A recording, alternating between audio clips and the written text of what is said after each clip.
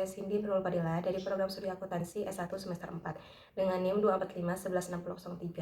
Di sini saya akan sedikit menerangkan mengenai akuntansi keuangan 2 dan video ini saya buat untuk memenuhi tugas ujian akhir semester mata kuliah akuntansi keuangan 2. Tanpa berlama-lama, mari kita mulai ke pembahasannya. Baik, untuk soal pertama, pada tanggal 1 Oktober 2024, PTMU membeli 100 lembar saham biasa PTMC dengan harga pasar 1.000 per lembar. Nilai per saham PTMC 600 per lembar. PTMU membayar biaya transaksi yang terkait langsung sebesar 5 juta. Persentase kepemilikan hak suara bagi PTMU 10%. Pembelian saham ini tidak menghasilkan pengaruh signifikan bagi PTMU terhadap PTMC. Pada tanggal 1 Oktober 2025, PTMU menjual 50 lembar saham PTMC dengan harga 1.200 per lembar dan membayar biaya transaksi sebesar 1 juta. Harga pasar per lembar saham PTMC pada tanggal 31 Desember 2024 dan 2025 masing-masing sebesar 1.300 dan 1.000. Laba bersih PTMC tahun 2024 dan 2025 masing-masing sebesar 300 juta dan 500 juta. Dividen tunai yang dibagikan dan dibayarkan PTMC tahun 2024 yaitu dibagikan dan dibayar Mei 2024 dan untuk 2025 itu dibagikan dan dibayar Mei 2025 masing-masing sebesar 100 juta dan 200 juta. Tugasnya itu yang pertama diminta untuk buat jurnal selama tahun 2024 dan 2025 di pembukuan PTMU terkait kepemilikan saham di PTMC menggunakan metode trading, dan yang kedua itu diminta untuk sajikan investasi di laporan keuangan akhir tahun 2024 dan 2025. Untuk jurnal yang pertama pada tanggal 1 Oktober 2024 yaitu mencatat pembelian saham PTMC. Harga belinya itu 100.000 dikali 1.000 maka diperoleh 100 juta. Biaya transaksinya itu sebesar 5 juta, maka jurnalnya investasi saham PTMC sebesar 100 juta di debit, beban transaksi investasi saham 5 juta di debit, dan kasnya itu sebesar 105 juta di kredit. Untuk tanggal 31 Desember 2024, nilai wajarnya itu sebesar 100.000 dikali 1.300, maka diperoleh 130 juta, dan nilai perolehan awalnya itu sebesar 100 juta, maka selisih atau keuntungan yang belum direalisasi yaitu sebesar 30 juta. Maka jurnalnya yaitu penyesuaian perubahan nilai wajar aset keuangan trading pada keuntungan yang belum direalisasi laba rugi sebesar 30 juta. Kemudian pada Mei 2025 diminta untuk mencatat penerimaan dividen. Jurnalnya yaitu kas pada pendapatan dividen sebesar 20 juta. 20 juta itu diperoleh dari 200 juta dikali 10%. Selanjutnya pada tanggal 1 Oktober 2025 diminta untuk mencatat penjualan saham sebanyak 50.000 lembar. Di sini terdapat perhitungannya. Harga jual sebesar 1.200 dikali 50.000 maka diperoleh 60 juta. Kemudian biaya transaksi sebesar 1 juta, maka harga jual bersihnya itu 59 juta. 59 juta itu diperoleh dari harga jual dikurangi dengan biaya transaksi. Kemudian ada nilai investasi sebesar 50 juta, itu diperoleh dari 100 juta dikali 50%, maka keuntungannya itu sebesar 9 juta. 9 juta itu yaitu hasil dari harga jual bersih dikurangi dengan nilai investasi. Maka jurnalnya kas sebesar 59 juta di debit, investasi saham PTMC sebesar 50 juta di kredit, dan keuntungan penjualan saham sebesar 9 juta di kredit. Lalu pada tanggal 31 Desember 2025 di sini terdapat perhitungannya, yaitu nilai wajar pada tanggal 31 Desember 2024 sebesar 1.000 dikali 50.000, maka diperoleh 50 juta. Nilai perolehan awal yang tersisa yaitu 50 juta, maka kerugian belum direalisasinya itu 0.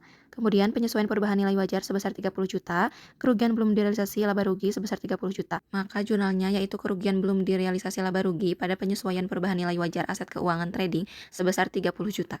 Selanjutnya kita juga diminta untuk menyajikan laporan keuangan. Yang pertama ada penyajian laporan posisi keuangan PTMU bagian laporan posisi keuangan per 31 Desember 2024. Pada aset lancar itu terdapat investasi saham PTMC nilai wajarnya itu sebesar 130 juta. Kemudian yang kedua, PTMU bagian laporan posisi keuangan per 31 Desember 2025. Pada aset lancar itu terdapat investasi saham PTMC nilai wajarnya itu sebesar 50 juta. Kemudian terdapat penyajian di laporan laba rugi komprehensif.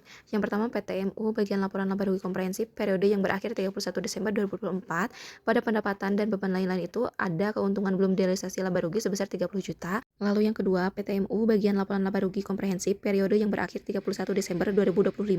Pada pendapatan dan beban lain-lain terdapat pendapatan dividen sebesar 20 juta, keuntungan penjualan saham 9 juta, kerugian belum direalisasi sebesar 30 juta, maka pendapatan lain-lainnya itu diperoleh minus 1 juta. Selanjutnya untuk soal 2 diminta jelaskan mengenai macam-macam pendapatan dan beri contoh jurnalnya. Sebelumnya pendapatan adalah penambahan jumlah aktiva atau penurunan kewajiban yang mengakibatkan kenaikan ekuitas perusahaan.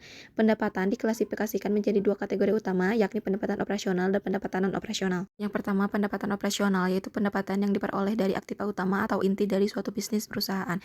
Pendapatan operasional itu ada 2, pendapatan jasa dan pendapatan penjualan. Yang pertama pendapatan jasa yaitu diterima oleh perusahaan yang bergerak di bidang layanan. Contoh kasusnya perusahaan menerima pembayaran tunai atas jasa konsultasi sebesar 5 juta, maka jurnalnya kas pada pendapatan jasa sebesar 5 juta. Lalu yang kedua, pendapatan penjualan yaitu diterima oleh perusahaan dagang atau manufaktur atas penjualan barang. Contoh kasusnya perusahaan menjual barang dagang senilai 12 juta secara kredit, maka jurnalnya yaitu piutang dagang pada pendapatan penjualan sebesar 12 juta. Selanjutnya, pendapatan operasional yaitu pendapatan yang diperoleh dari kegiatan di luar operasi bisnis utama perusahaan seperti investasi atau pemanfaatan aset. Yaitu ada dua, yaitu pendapatan bunga dan pendapatan sewa. Yang pertama, pendapatan bunga itu penghasilan dari bunga deposito atau investasi di bank. Contoh kasusnya perusahaan menerima pembayaran bunga deposito di bank sebesar 1 juta, maka jurnalnya kas pada pendapatan bunga sebesar 1 juta. Lalu pendapatan sewa, yaitu pendapatan dari menyewakan properti atau aset perusahaan kepada pihak lain. Contoh kasusnya itu perusahaan menerima uang tunai sebesar 5 juta atas sewa aula kantor untuk acara seminar akhir pekan ini. Maka jurnalnya itu kas pada pendapatan sewa sebesar 5 juta. Selanjutnya ada juga pendapatan diterima di muka, yaitu uang yang diterima di awal dari pelanggan untuk jasa atau barang yang belum diberikan. Contoh kasusnya itu perusahaan penyedia jasa kebersihan menerima pembayaran tunai sebesar 3 juta di awal untuk kontrak pembersihan kantor selama 3 bulan ke depan, maka jurnalnya itu kas pada pendapatan diterima di muka sebesar 3 juta. Selanjutnya soal nomor 3, pada tanggal 1 Januari 2025, PT Lisa menandatangani kontrak sewa sebuah mesin selama 5 tahun dengan PT Lesi. Nilai wajar mesin saat awal sebesar 300 juta dengan nilai residu 112 juta dijamin oleh PT Lisa. PT Lesi memproduksi sendiri mesin tersebut dengan biaya perolehan 250 juta. PT Lisa mulai menggunakan mesin tersebut pada tanggal 2 Januari 2025. Pada akhir masa sewa, mesin dikembalikan ke PT Lesi. PT Lesi menetapkan pembayaran sewa dilakukan secara tahunan tiap awal periode mulai 2 Januari 2025 sebesar 55.267.205,81. Tingkat bunga implisit yang ditetapkan PT Lesi sebesar 10%, sedangkan tingkat bunga inkremental sebesar 12%. Umur ekonomis mesin diestimasikan 8 tahun. Metode penyusutan yang digunakan kedua perusahaan adalah garis lurus. Tugasnya itu yaitu yang pertama diminta untuk tentukan jenis sewa pada kontrak di atas, jelaskan alasannya. Yang kedua itu diminta untuk buatkan jurnal yang dibutuhkan mulai dari awal masa sewa hingga pembayaran sewa kedua dari sisi PT Lisa dan PT Lesi. Untuk jawaban nomor 1, jenis sewa ini adalah sewa pembiayaan karena merupakan bentuk panduan jangka panjang yang mengalihkan risiko aset kepada penyewa melalui jaminan nilai residu dan nilai kini pembayaran yang mencakup nilai wajar aset. Untuk jawaban nomor 2, tadi kan diminta untuk buatkan jurnal yang dibutuhkan mulai dari awal masa sewa hingga pembayaran sewa kedua dari sisi PT Lisa dan PT Lesi. Di sini ada perhitungannya. Yang pertama, pembayaran sewa sebesar 55.265.205,81. Yang kedua, faktor nilai kini anuitasnya itu sebesar 4,1698654. Yang ketiga, nilai kini pembayaran sewa itu sebesar 230.456.810. Ini itu diperoleh dari pembayaran sewa dikali faktor nilai kini anuitas.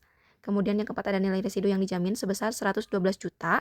Kemudian ada faktor nilai kini sebesar 0,6209213. Lalu ada nilai kini residu yang dijamin yaitu sebesar 69.543.185,6. Ini tuh diperoleh dari nilai residu yang dijamin dikali faktor nilai kini. Maka jumlah nilai kini pembayaran sewa minimumnya itu sebesar 299.999.996 dibulatkan menjadi 300 juta. Selanjutnya di sini juga ada tabel amortisasi dari tanggal 1 Januari 2025 sampai dengan 31 Januari 2029. Untuk yang tanggal 1 Januari 2025, penerimaan sewanya itu 0, pendapatan bunga 10%-nya itu 0, pengurangan pokok piutangnya juga 0, pada piutang sewanya itu sebesar 300 juta. Kemudian untuk penerimaan sewa mulai dari tanggal 2 Januari 2025 sampai dengan 2 Januari 2029 itu nominalnya sama sebesar 55.267.205,81 dan untuk tanggal 31 Januari 2029 itu sebesar 112 juta. Untuk tanggal 2 Januari 2025 pada pendapatan bunga 10%-nya itu 0, pada pengurangan pokok piutangnya itu sebesar 55.267.205,81 dan pada piutang sewanya itu sebesar 244.732.794,19. Pada tanggal 2 Januari 2026, pendapatan bunga 10%-nya itu sebesar 24.473.279,42, pengurangan pokok piutangnya itu sebesar 30.793.926,39 dan piutang sewanya itu sebesar 213.938.867,8. Pada tanggal 2 Januari 2027, pendapatan bunga 10%-nya itu sebesar 21.393.886,78, pengurangan pokok piutangnya itu sebesar 33.873.319,03 dan piutang sewanya itu sebesar 180.065.548,77. Pada tanggal 2 Januari 2028, pendapatan bunga 10%-nya itu sebesar 18.600.554,88, pengurangan pokok piutangnya itu sebesar 37.260.650,93 dan piutang sewanya itu sebesar 142.804.897,89. Pada tanggal 2 Januari 2029, pendapatan bunga 10% itu sebesar 14.280.489,78, pengurangan pokok piutangnya itu sebesar 40.986.716,03, dan piutang semuanya itu sebesar 100.100.881,81.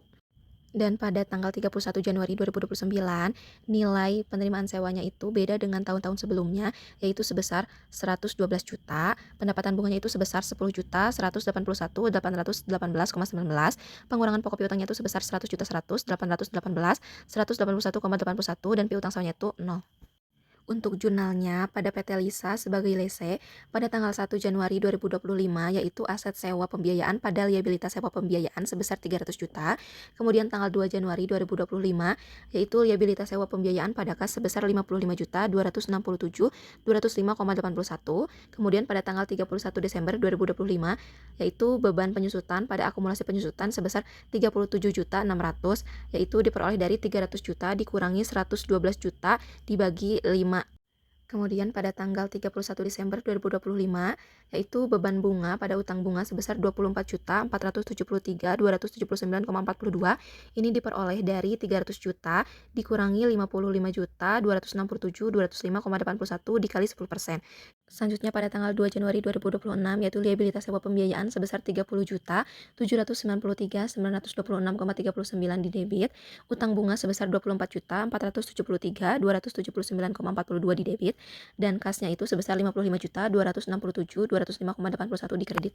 Selanjutnya, jurnal pada PT Lesi sebagai lesor pada tanggal 1 Januari 2025, yaitu piutang sewa pembiayaan sebesar 300 juta di debit, harga pokok penjualan sebesar 250 juta di debit, kemudian pendapatan penjualan sebesar 300 juta di kredit, dan persediaan aset mesin sebesar 250 juta di kredit. Kemudian untuk tanggal 2 Januari 2025, yaitu kas pada piutang sewa pembiayaan sebesar 55.267.205,81. Pada tanggal 31 Desember 2025, yaitu piutang bunga pada pendapatan sewa pembiayaan sebesar 24.473.279,42. Dan yang terakhir pada tanggal 2 Januari 2026, yaitu kas sebesar 55.267.205,81 di debit, piutang bunga sebesar 24.473.279,42 di kredit, dan piutang sewa pembiayaan sebesar 30.793.926,39 di kredit. Selanjutnya untuk soal yang terakhir, soal 4, yaitu pada tanggal 7 Januari perusahaan membeli perlengkapan kantor senilai 220.000 secara kredit. Ternyata transaksi tersebut dibukukan ke perkiraan kas yang berarti pembelian tunai. Tanggal 11 Januari diketahui kesalahan itu, diminta buatlah jurnal koreksi. Maka untuk jurnalnya, jurnal yang salah pada tanggal 7 Januari, yaitu perlengkapan kantor pada kas sebesar 220.000. Jurnal yang seharusnya itu pada tanggal 7 Januari, yaitu perlengkapan kantor pada utang dagang sebesar 220.000. Dan jurnal koreksinya itu pada tanggal 11, yaitu kas pada utang dagang sebesar 220.000. Kemudian pada tanggal 4 Januari, pihak perusahaan membayar beban iklan sebesar 172.000. Ternyata saat diposting, beban iklan dicatat sebesar 135.000. Tanggal 6 diketahui kesalahan itu, diminta buat jurnal koreksi. Nah, untuk jurnalnya, jurnal yang salahnya itu pada tanggal 4 Januari, yaitu beban iklan pada kas sebesar 135.000. Kemudian jurnal yang seharusnya itu pada tanggal 4 Januari, yaitu beban iklan pada kas sebesar 172.000.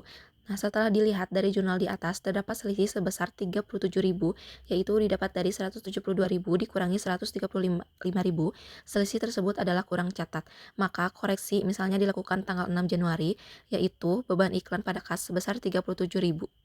Mungkin cukup sekian penjelasan dari saya. Semoga apa yang disampaikan bermanfaat, dan mohon maaf apabila ada kesalahan dan kekeliruan saya dalam menjelaskan soal-soal tadi.